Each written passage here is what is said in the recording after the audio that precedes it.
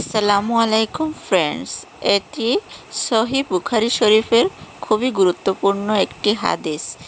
পরে খুঁজে পেতে টাইমলাইনে শেয়ার করে রাখুন। আয়েশা রাদিয়াল্লাহু থেকে বর্ণিত, নবী করিম সাল্লাল্লাহু আলাইহি ওয়াসাল্লাম প্রতি রাত্রে শয্যা গ্রহণের সময় তালুদয় একত্রিত করে তাতে সূরা ইখলাস, নাস এবং ফালাক পড়ে ফু দিতেন। অতঃপর